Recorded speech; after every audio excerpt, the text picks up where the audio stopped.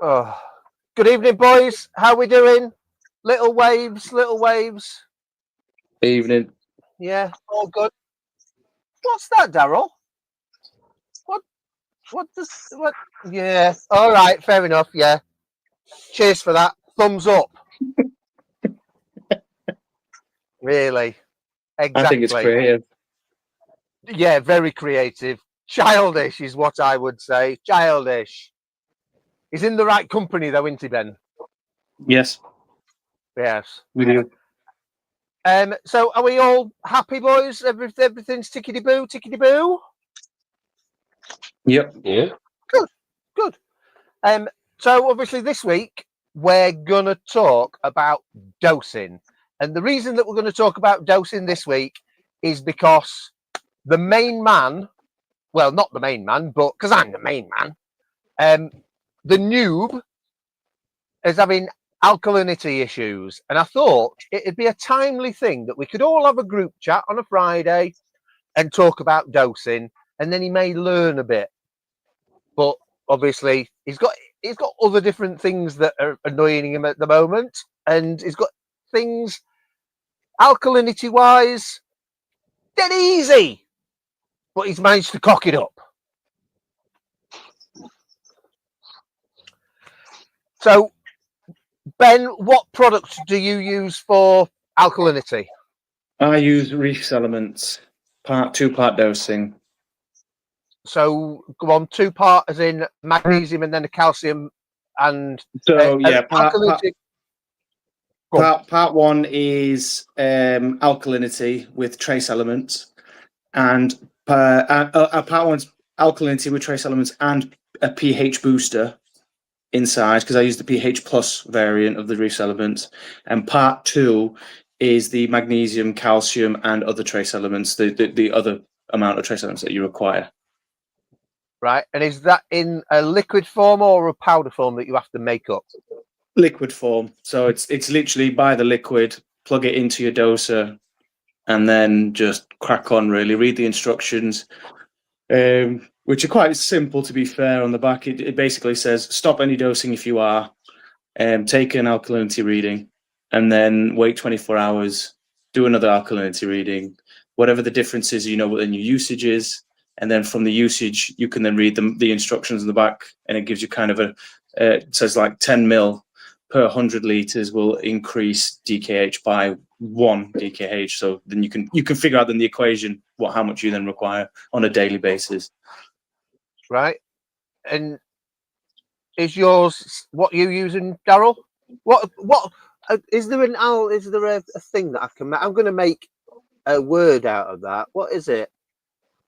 I am stupid. Is that all right? That'll do.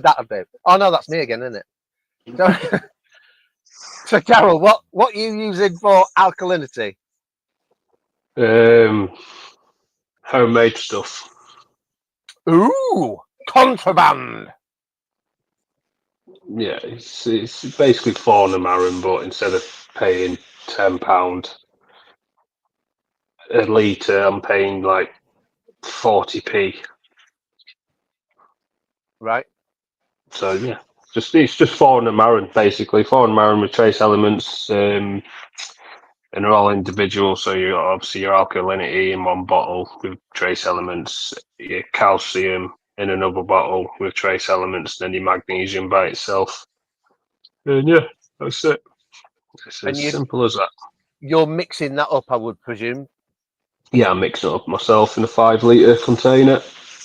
So you go and get a dirty big bag of white powder from some street corner somewhere. He's Colombian or something. Right. and then mix it up, and then dose it to your system.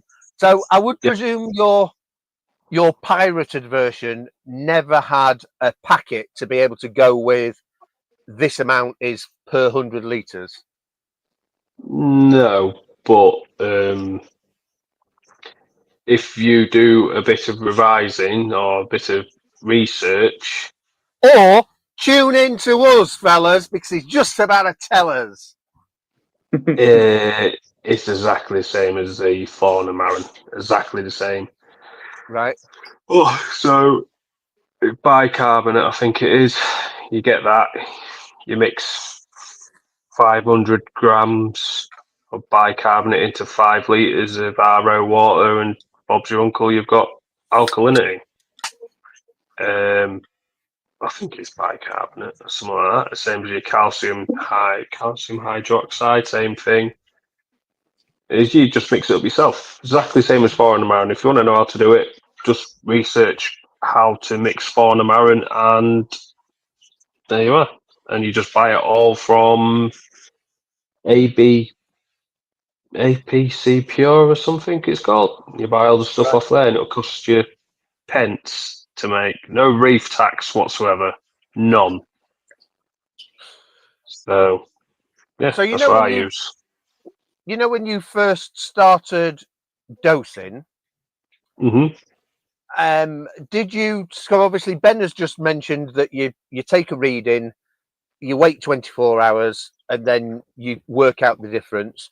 There's some schools of thought down the road that you do you basically dose it up to a certain level, and then wait 3 days to see how much it's dropped over the 3 day period, and then your consumption to then top it up. So the dosing side of it, in theory, is quite an easy thing to do. But when you first start doing it, did you test alkalinity more often, or the same once a week? What, I started doing this method? What Yeah, I'm doing, or yeah. no, Well, exactly the same as Ben.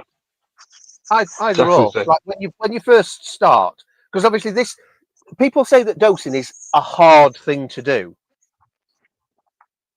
Hmm. and I sort of was obviously wanting Ross to give us an idea of how he's gone from a stable amount to the dosing that he's got now. What process he actually did.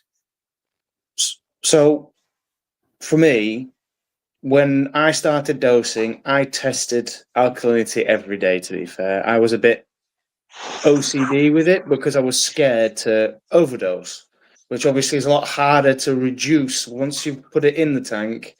The only real way of reducing it quickly, if you've really gone over, is by doing water changes, which is obviously can be a tasking job. So even now, I'm dosing at the moment Reef Elements. I've only just switched over because I was with Tropic Marin doing the Orpha Reef on my 5 foot, and now gone to the Reef Elements because I want to boost my pH because my pH it suffers a little bit.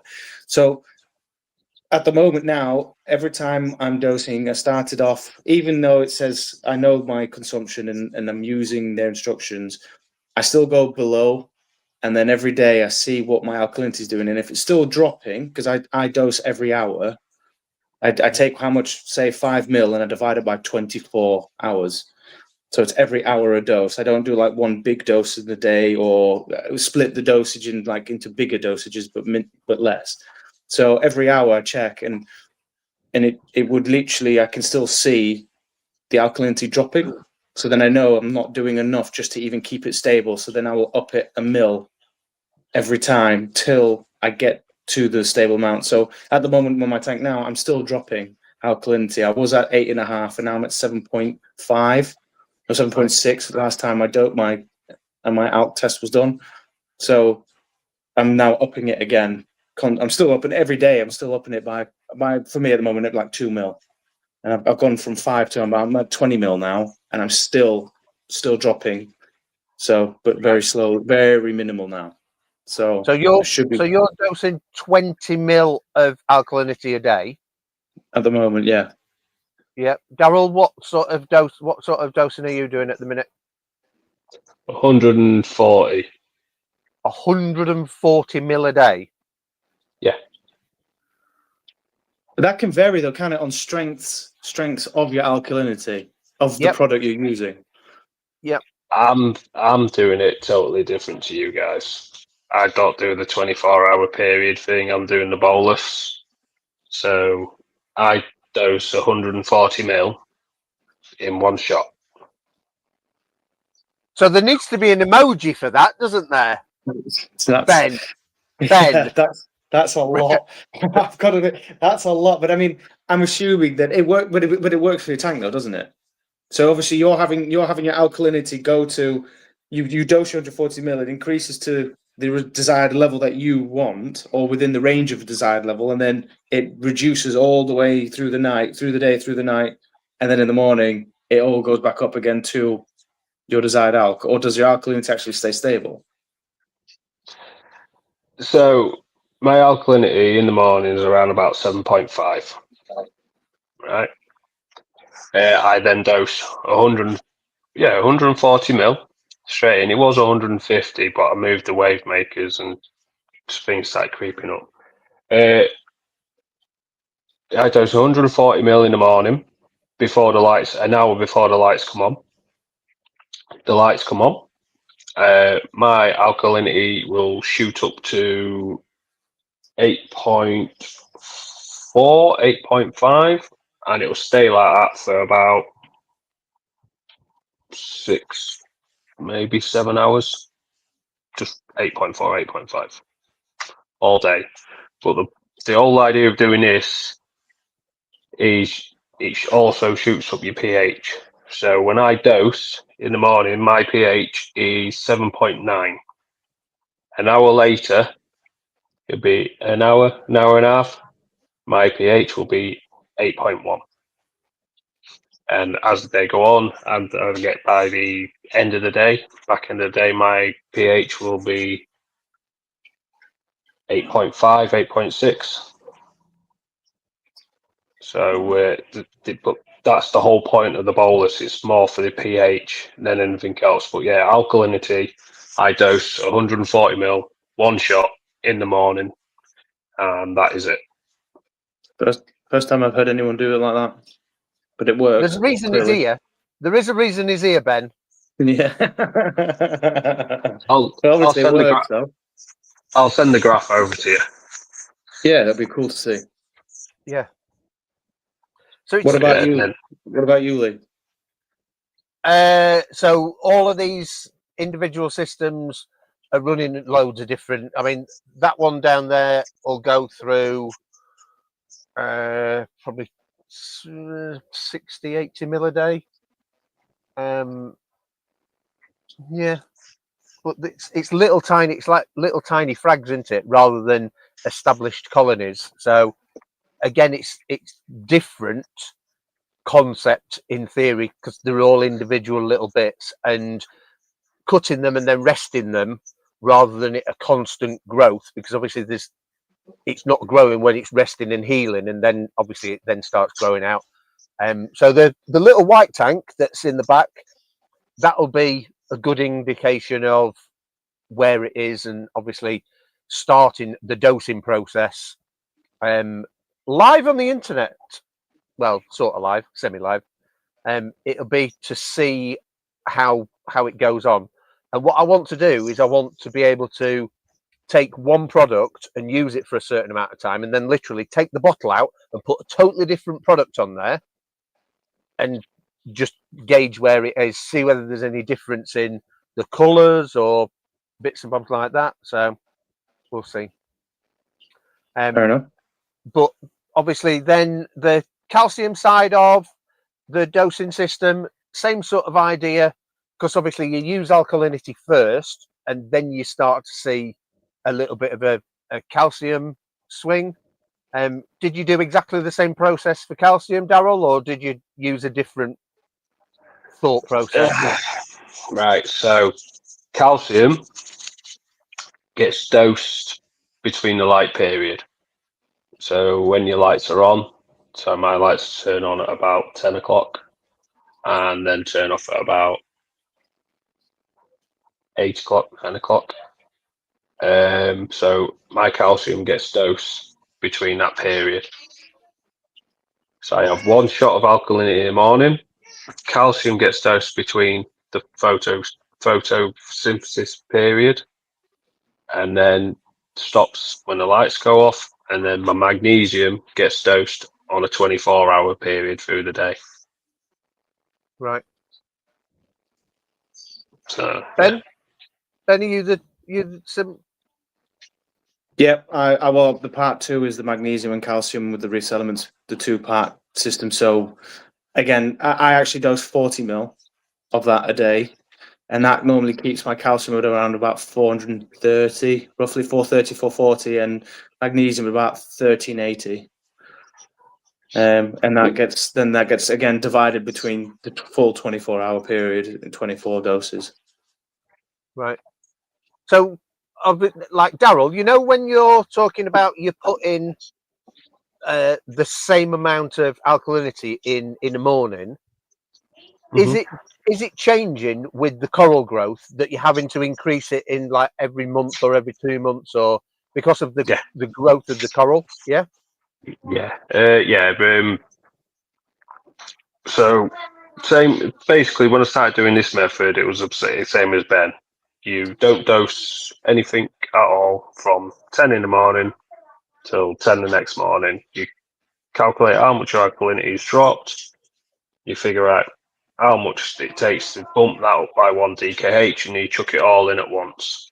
And then as things start going and things start settling in, and that obviously your alkalinity consumption increases. But because I've got an automatic tester what tests every morning and every evening at the same times, I can see. Right, so yesterday it was at 7.4 or 7.5. Today it's at 7.4, so I'd hold back. I think it might just be a bit of a dodgy reading. And then say the day after, if it's 7.4, 7.3, and then I think, right, I need to increase it, but I only increase it by about 5% of what I'm dosing. And that's it. And then I'll keep an eye on it again and wait till it gets about 7.5. If it starts off at 7.5, I know I've got the dose right. If it starts off at 7.6, 7.7, I know I need to decrease it a little bit. Mhm. But then that's that, and then you leave it, and then same again. Shoots up 8.4, 8.5, 6 like that for 6-7 hours, then slowly decreases at night as things are settling down, and do the cycle again. So it's basically a constant, not battle as such, but if you get into the laziness of thinking, oh well, it's been perfectly fine, exactly the same for the last 3 weeks, I'm going to decide to miss the next 2 weeks of alkalinity testing, that could be the time when it drops off and you need a different amount. Yeah. Yeah, basically. Yeah. But So Ben, you've it obviously works. gone to the expense and of a alkalinity stabilizer monitor thing. Yes, I've got the D&D KH manager. So So that's why. Why? So I've gone to the D&D KH manager. Oh, I researched all the brands that were out there, and I decided D&D was the one for me because they have a partnership with Reef Element. So the KH manager is basically set up to now where if you use their products, you basically can select that on the manager. Once you've got your pH stable to what you like and your KH stable to what you like with the pH plus, you actually also buy the standard KH alkalinity from Zelements called Part 1 Complete, and you can buy the KH buffer from Reef Element. From D&D, sorry. And what all the machine then does is, as long as you're happy with your readings, once you say you have like a big growth, a big your corals are growing suddenly, the manager will recognize that and it will actually dose. It knows the calculations of dosing the buffer to keep your KH back to what it needs. And what it does is if your pH is set to say 8.1 and you're at 8.1, but your KH has dropped below your threshold or to what your whatever you set it to, it will go, well, I don't need to dose the pH part 1 alkalinity. All I need to do is do the buffer or the pH or the part 1 complete. And it becomes automated. So I haven't got to that stage as of yet because I'm obviously fine tuning the pH side to get it to the level I want it to be at. And once that's done, I will activate the buffer side, and then the machine will be totally automated in the sense of KH and pH. So was obviously, Daryl, you run like the monitoring system. Does yours do that sort of a gubbins or? No, mine don't do that. Right. Mine's the simple. Your alkalinity is 8, and then you want 8.2, so it'll dose more. Will dose more, but I don't have that setting at all. I don't have it doing any automation. I do it. Did have that on the Reef Factory gear when that was roundabout. I did do it with that. It works. It works. Did look at the D&D one, and like Ben says, it pings your pH, and then it'll dose either your alkalinity pH plus, obviously pulls your pH up. If it's at your desired level, it'll dose the alkalinity, just a normal alkalinity solution, and then it'll keep your pH at a stable thing. It is good. It is good. I like my GHL one as well, to be fair. GHL one, it does the job. It does what I want it to do. They haven't gone out of business, so happy days.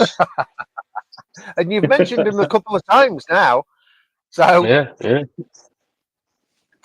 But also, I know how to get cheap. Also, I know how to do the cheap reagent with that as well. So you are going to put them out of business eventually. I mean, I appreciate that because obviously they use the same type of reagent concentration. So obviously made my own as well. Works brilliantly. Yeah. Saves a fortune. No reef tax. Exactly, no reef tax on it. But I've got to admit, 5 litres worth of the product is going to last me forever. It's going to last me like 3 years of reagent. Good. So it should be. Yeah, because it's an expensive hobby, and if you can make the most of little bits of quirkiness like that, then yeah, it's not a bad thing. Right, so obviously that's sort of the broad strokes of dosing. So I've introduced a new segment this week, boys. Are you ready for this? Go on. Let's go to the questions and answer some questions. There is none, boys. So that was easy.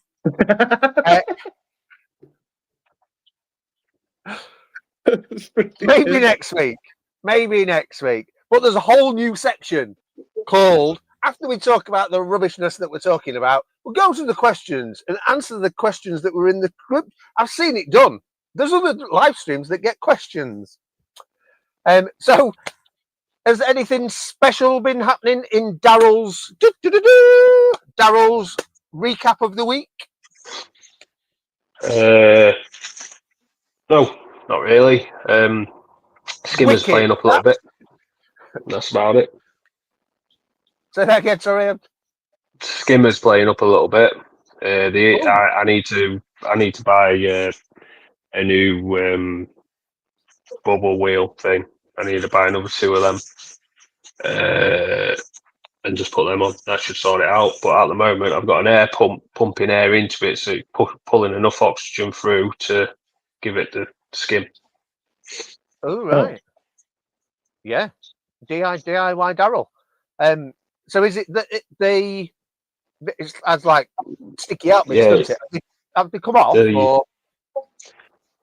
They're just worn down. And for some reason, when it's skimming and that, obviously your neck when you're skimming, you want your small bubbles in the neck of the cup. Yeah. And then obviously that creates your skim and all that. Mine ain't doing that. It is sitting really high up, and it's giving me about that much of bubbles. So it's obviously not chopping them up enough, or it's not giving it enough pull or whatever. So Right. I thought, sod you. Chucked an air set, well, chucked an airline on it, pumped some air down it, and working a treat Right. until I ordered some stuff to put back on, just to maintain it. Basically, that's all my week's been. Is just maintain. So no So, yeah. new fish, no new corals. Nope. No. I've been to shopping weeks. Yeah, that's it. You need to come and say hello. Ben, what's your reefing week been like? Anything good? I'm not allowed to use that terminology, reefing week, because that's some other channel's terminology, isn't it? I'll have to come up with something. My week's been all right. I was last on, what was it, 3 weeks ago? But I've got a new fish. I've got a copper band, angelfish copper band. So I've been having the joys of getting it to feed, which is obviously incredibly difficult to do sometimes, depending on how the copper band is. But I got it feeding. So other than getting it feeding and overfeeding my tank excessively to try and getting it to feed, I'm now just bringing my my phosphates back down again by using some phosban and Agent Green again, just to get it back to where it should be. Right. And I am struggling with. I say struggling. I'm getting hair algae in my tank, which is obviously a sign of high phosphates. Mhm. So I'm bottoming him. I'm actually going the extreme, bottoming out my phosphates to kill the hair algae. I know that might screw up my refugium, which I've got. I mean, I'll keep some aside. I've got a mate of mine who's got a small tank. He can put some in there if he need be. But all I'll do is, if I have to replenish my refugium, I'll have to replenish my refugium. It just is what it is. Yeah. I need to get rid of the GHA, and if that doesn't work, I'll be looking for a sea hare to try and get one to eat it all. Yeah, there's been a sea hare in the shop today, so if it does its job, it may be back in a couple of weeks. So I will let you know if it comes back. Is it on? Is it like on loan, or is it been Well, purchased? the thing is that obviously sea hares are only designed to eat hair algae, basically. So once they've done, if like the harlequin shrimps and stuff like that, that if you know that somebody's got one in the tank, then obviously potentially if somebody asks about it, then it can be moved on to that person. If nobody asks and says, oh, if there's a sea hare available, then it just ends up whittling away and dying, basically. And I do know that sea hares obviously have quite a well, if they die, can wipe out your tank. They have a toxic. They have some toxins in them if they release them. I've had a couple of die in my tanks and it's not made a difference. Oh, really? Yeah, they just go really hard.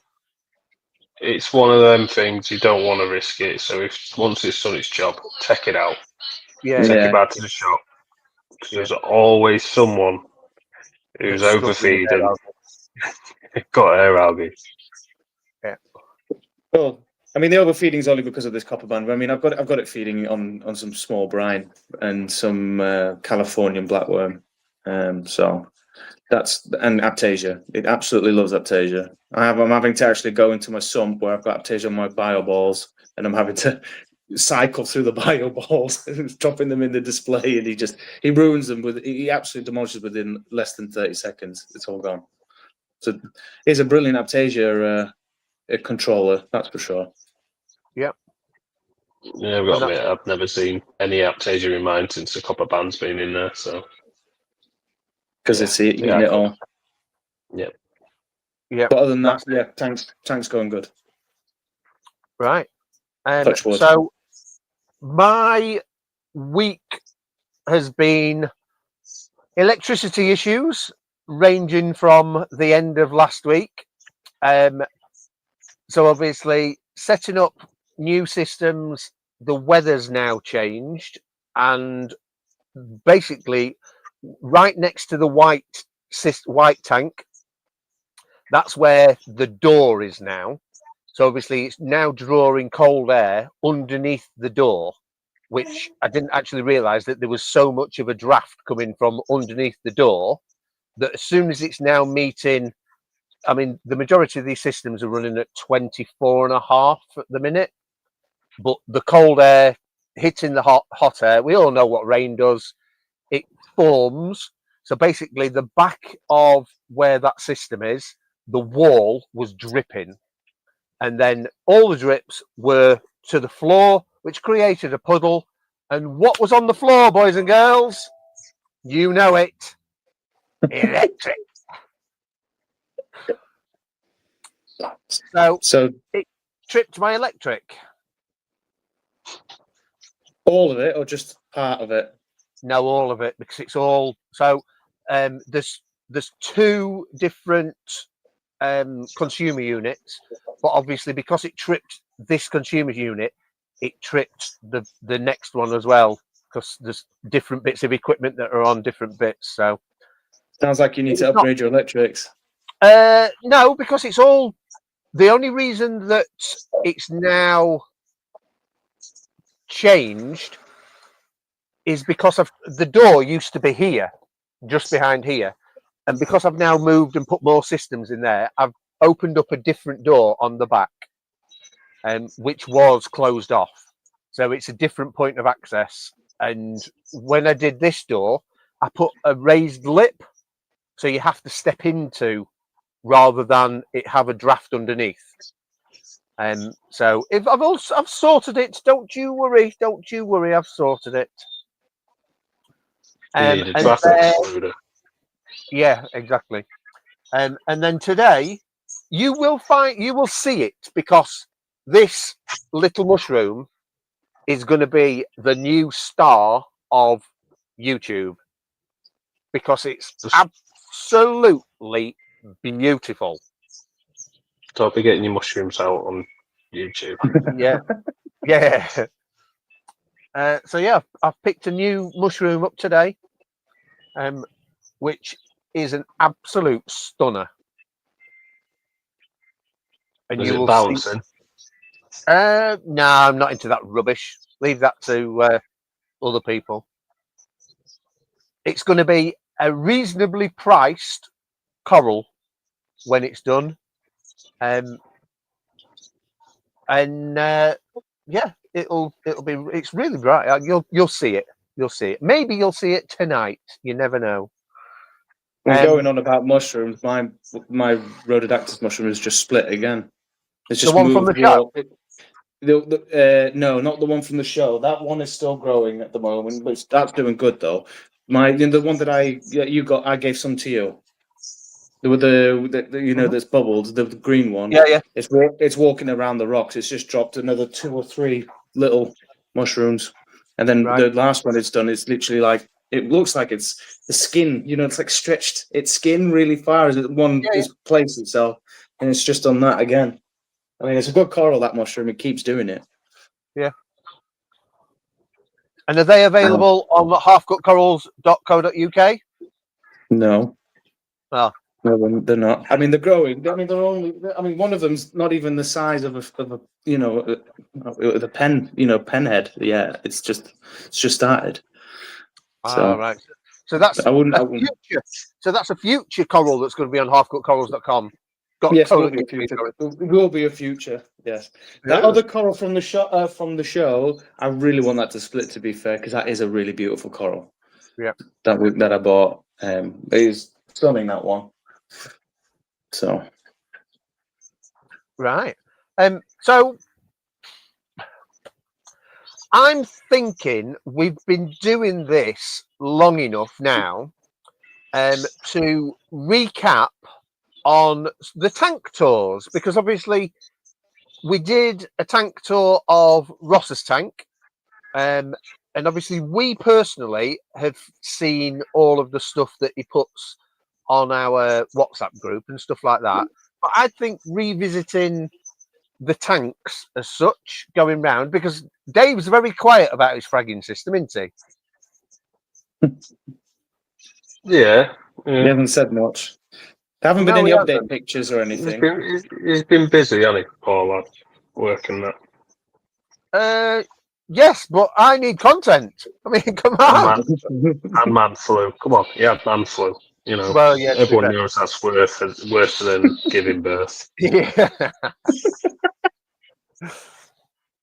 But revisiting tank tours, just to see the progress of what, like especially Ross's tank, because I think it's coming along really, really well now.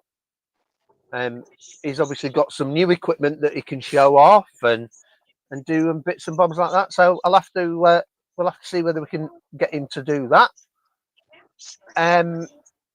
So what else? What else have we been up to? Anything good? Nothing. Other than giving. Go on, go down. No, I was going to say no. Water changes, dreaming about lights. That's about it, really. So there's a couple of people that I watch on different bits and bobs that have got the new Stratum Flex and what have you. That looks, yeah. So you need you need to pull your finger out, Daryl. Come on. Do you buy some lights? Not yours, no. You'd probably buy some of my ones, though, wouldn't you? I probably would, yeah. Yeah. They need to be mega cheap, though. Yeah. Sorry, I forgot your talking about lights, D&D's just brought theirs out this week, haven't it? D&D's brought the Wave Maker out and the lights. So you saw the picture that I saw, and that was basically the demo models that we can now back order them. So you can back order if you want, but they're not available till the end of November, early December. So you can pay for them now, but you're not going to get them. So like the Stratum X then? Yes. So it's on back order. So the first ones that come into the country, you can put your name on them and do it that way. But that's basically the rep going round to the shop, and the shop decided to take a picture of the product and put it on their little bit. Is the shop getting any of the D&D lights for demo? The shop will be getting the wave makers. The pumps are already, like the return pumps, we've already got them on. And the lighting systems, there will be the lighting systems. I'm not sure whether we're going to run one over a tank, but it's about time we upgraded the max specs that are on the systems. So Stratum exactly. Flex. Yeah. So what it'll cost you?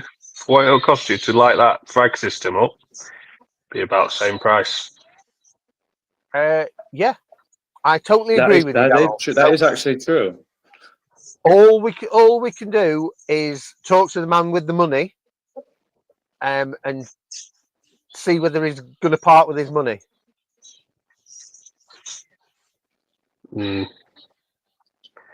I'll have a word. Daryl's on the case. It would be nice to see under environment of obviously. We obviously like me and you, Daryl, we like the Stratum Flex. I'd like to see it under a tank with corals. Do you know, and with a maybe not a long-term review, but like a medium term, so 3 to 6 month review of saying, yeah, the corals started at this size picture, and now they're this picture under this par, or to say, oh well, we didn't use a par meter, we used the app's par readings, because it obviously tells you if you've put it at this height, this is what you should roughly be getting for par at the depth. You know, it would. I think it would build a lot more confidence in a lot of reefers. But like, oh, brilliant! Look at that.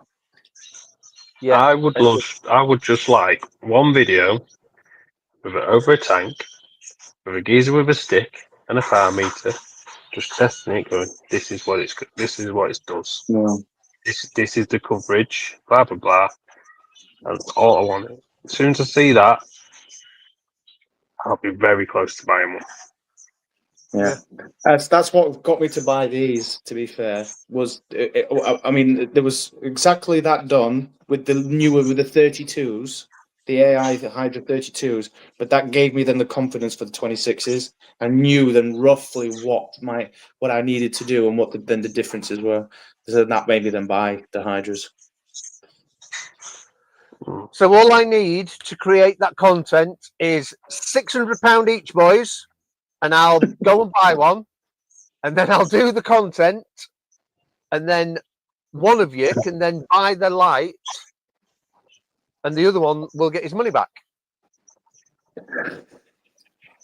Surely, as being the content creator, you should be the one that chips in maybe 3/4 of it, and then me and Darryl put a little bit towards it. Let's agree to disagree on that one. Let's agree to disagree. You're the one that sat on a money-making scheme of growing corals, so sell your corals, buy a light. Oh! You're being called out now. We've got comments We've got comments. You're being called out now. What do you think to that, Ben? Come on. I take you mean stressing over corals and not Over under corals, yeah, not under yeah, sorry, corals. over corals, yeah, of course. Yeah. See? Yeah. That's it. Thank you for yes. Yeah, that's it. You tell it. Correcting me. He's got other things on his mind. Yeah. Deary me. But yeah. You're being called out, Ben. You're being called It's out. fine. And you It's deserve fine. it. You deserve calling out this time because the pictures that you've been putting on our WhatsApp group, they're just Just atrocious. I'm sorry, but you were asking for it. Yes, sort of. You sort of. literally opened the door for that and just said, Yeah. please abuse Yes, me. but you commented in the wrong place. You meant to comment on YouTube, Ben. Come on. That's the whole point. It's just an original. It's just a normal Saturday night for him.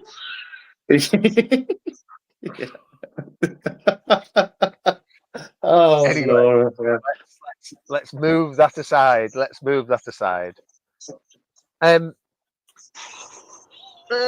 Well, so we got. I think that's about it this week, unless there's anything magical that you want to. I did forget to say I've gone off the. Oh, actually, if we're going to do tank tours, I won't mention anything then. If we're going to do another tank tours and equipment, because I've changed equipment in the sun. Ooh, right. Well, put it this way, Ben. We've got another 15 minutes to fill. So unless you've got something else to talk about, knock yourself out, boy. I've removed the Clarisy Gen 2 and I've gone to the Red Sea 1200. And What do you think to that, Darryl? I think he's getting pictures on WhatsApp next. Yeah, I mean, for me personally, the only reason why I wanted to change was one, it was a good deal when I saw it, and secondly, it's how the reef roller gives you information of how much you've used, and I don't know if this is maybe I may set up the Clarisy wrong, but every so often I'd get sludge in the sump where the Clarisy was, whereas with the Red Sea, I don't, because it has to go through all the whole roll. It has to go through all the filter roll before it can get out past it. So it hasn't left any sludge or any debris in the bottom of my sump as of yet. So did you buy it brand new? Did you buy it second hand? I bought it second hand. I bought it actually broken. I bought it broken for 50 quid. And the thing that was wrong with it was the motor assembly / the Wi-Fi computer, if you want to call it that. Tried repairing it myself. It was too difficult. Salt water got creep into it, and it absolutely just rotted the board out. So I had to buy a new board / motor, the whole assembly part. But now it's working fine.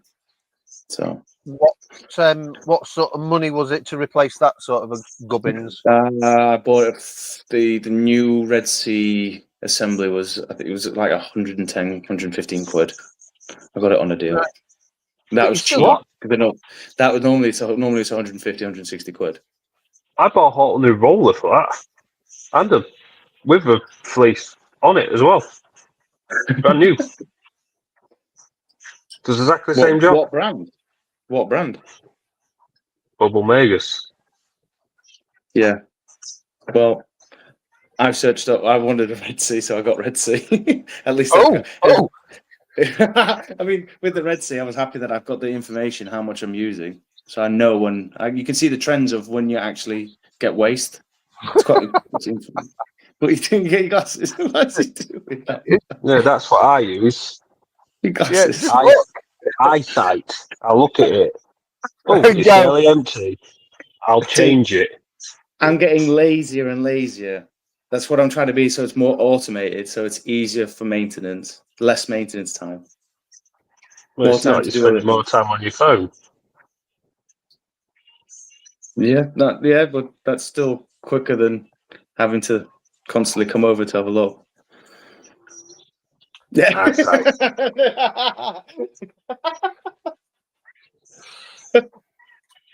Yeah.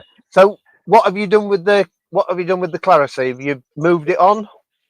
It's still here in my kitchen. I've cleaned it up, waiting to be sold. I put it on for 90 quid.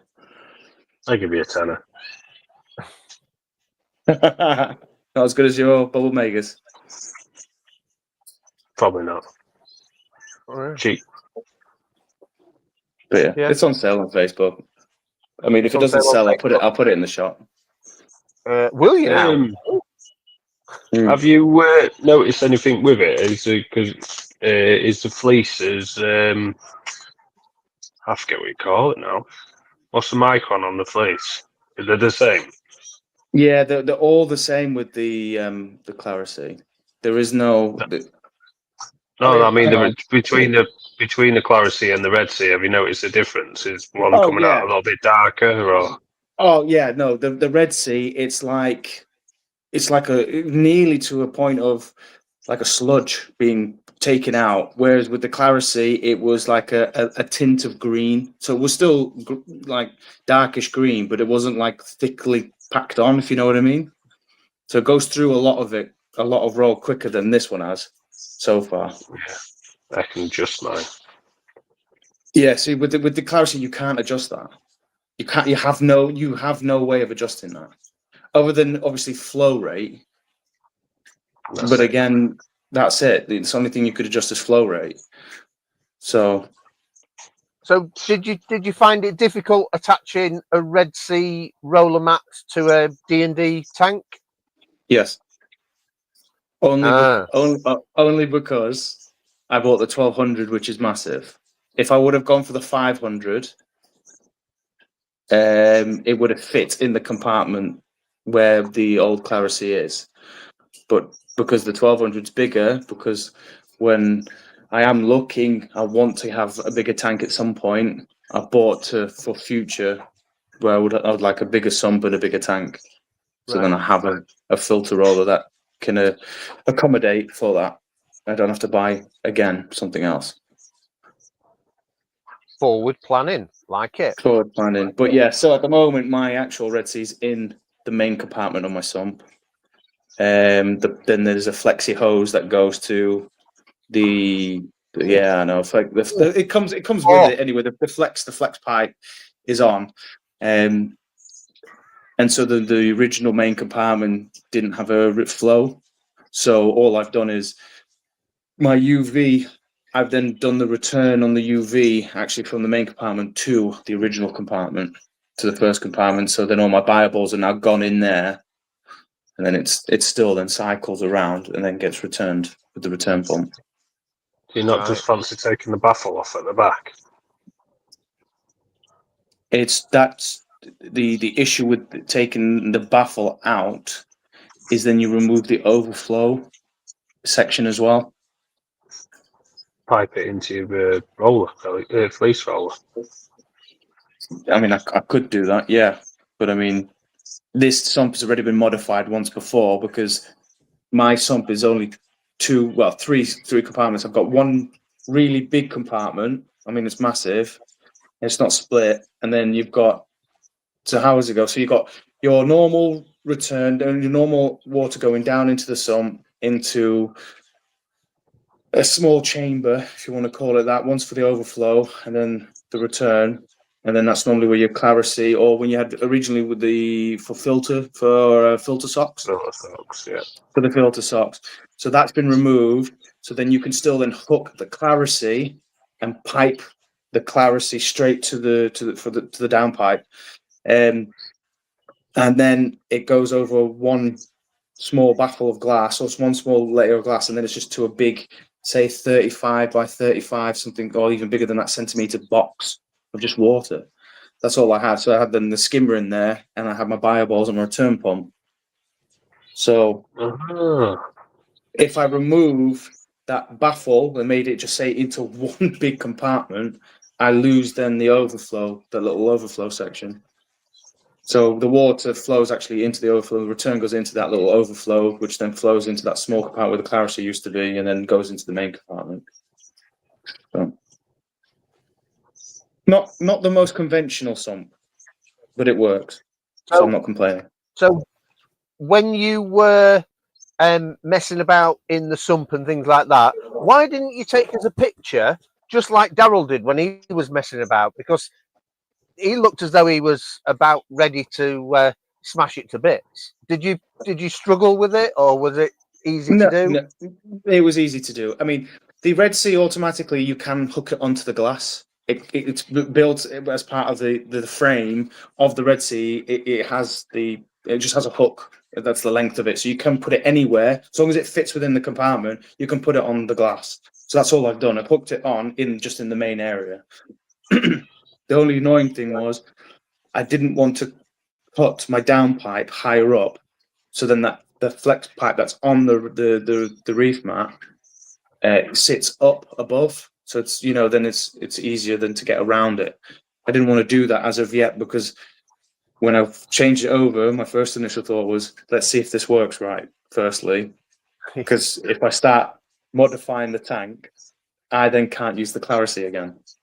Or I have to buy another downpipe, a whole new pipe, and let's be fair, stopping all the water, undoing the pipes and whatnot, it's just it's going to cause mayhem. The water's going to go everywhere. Get a connector. Yeah, but again, that's still modifying and cutting the pipe. No, I don't mean that. I mean, you can get a 32 one to the 32 connectors, can't you? Where it basically joins two pipes together, they're the same size. Yeah. So I'm happy with it now. I will probably cut now the pipe higher up. Yeah. And then thank you. And then it will be easier for me. Then it'll look better. So, but I'll get there, all in time. Yeah, definitely. Right, boys. If there's nothing to add, I think we've about done what we needed to do. Hope it's been enjoyable for anybody on catch up. I gave you the opportunity to ask questions and nobody did. So next week we'll think of a topic. Come and ask these boys questions, because they're my reefing geniuses. You are scraping the barrel. I am definitely scraping the barrel of you, my old son. Yes, I am. Definitely. How do I raise my alkalinity again? You what? You what? So yeah, do a recap. Alkalinity. How do you go around it? How do you get to what? How do you get to knowing how much you've got to dose? You don't. What you do, Daryl, is you don't recap now. You tell people to go and watch it on Catch Up. Right. See you later, boys.